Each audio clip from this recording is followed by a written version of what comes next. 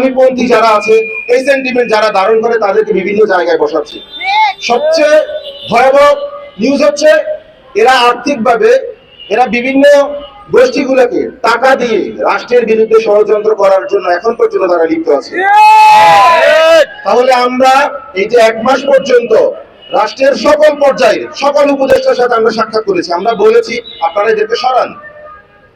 রাষ্ট্রের আপনারা জানেন কিছুদিন আগে 119 জন সচিবকে ভূতাপেক্ষভাবে তাদেরকে পদোন্নতি দেওয়া হয়েছে। তারা বিগত 16-17 বছর তারা বঞ্চনার শিকার হয়েছে। আমরা বলেছি তাদের থেকেও যদি সম্ভব হয় আপনারা যোগ্য লোকদেরকে নিয়ে আসেন, কিন্তু আওয়ামী লীগের আমলাদেরকে সরান। তাদেরকে সরাতে এত ভয় কেন? এই রাষ্ট্রের সংস্কার কাজটা মূলত ব্যাহত হচ্ছে তাদের জন্য, অন্য কোনো কারণ না। আমাদেরকে মূল জায়গায় হাত দিতে হবে। যদি আমরা হাসিনার আমলাদেরকে সরাইতে পারি, এই রাষ্ট্র সংস্কার কোনো ব্যাপারই না, এবং আমরা স্মুথলি সব কাজগুলো করতে পারবো।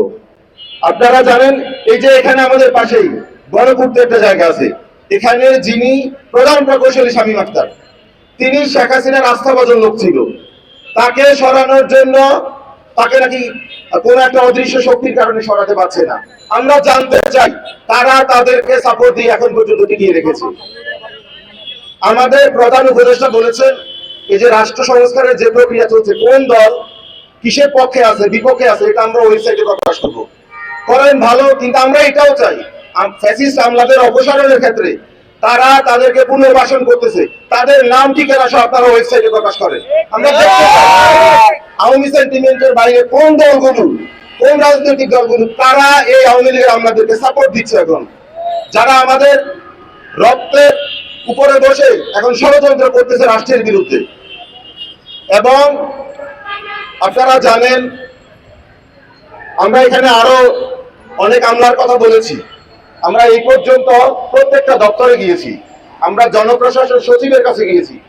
আমরা এই যে কৃষি সচিবের কথা বললাম, তার ব্যাপারে আমরা যখন অভিযোগ দিয়েছি তখন আমরা শুনলাম নাকি তার ফাইলটা 2 বার প্রধান উপদেষ্টার কার্যালয়ে গিয়েছে, কিন্তু একটা সময় গিয়ে দেখি যে ওই ফাইলগুলো নাকি নেমে যাচ্ছে।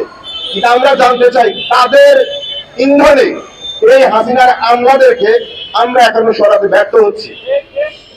আপনারা জানেন আমাদের এই আন্দোলন যেহেতু দীর্ঘদিন থেকে চলছে হাসিনার আমলাদেরকে অপসারণের জন্য, সেই ধারাবাহিকতা আমাদের গত 16 তারিখে আমার বাড়িতে একটা বিক্ষোভ কর্মসূচি ছিল। আমরা সেখানে ব্লকের কর্মসূচি করার পরে উপদেষ্টার দপ্তর থেকে আমাদের 5 সদস্য বিশিষ্ট প্রতিনিধি দলকে ডাকা হয়েছে। আমরা সেখানে গিয়ে আমাদের দাবিগুলো জানিয়েছি, হাসিনার যারা আমলা আছে লেফটেন্যান্ট আছে তাদেরকে অপসারণের জন্য। আমরা যখন সচিবালয়ে গিয়েছি এর মধ্যেই পুলিশ আমাদের ভাইদের উপরে হামলা চালিয়েছে। আমরা জানতে চাই কেন তাদের উপরে হামলা চালানো হয়েছে। আমরা আমাদের প্রোগ্রামের জায়গায় আমরা পোস্টার লাগিয়েছি হাসিনার আমলাদের অপসারণের জন্য, সকালে লাগিয়েছি। আমরা 10টা বাজে এসে দেখি যে আমাদের ব্যানারগুলো পোস্টারগুলো সব ছিঁড়ে গেছে। তার মানে আপনাকে বুঝতে হবে এখনো হাসিনা লেফটেন্যান্ট আশেপাশে ঘোরাঘুরি করতেছে।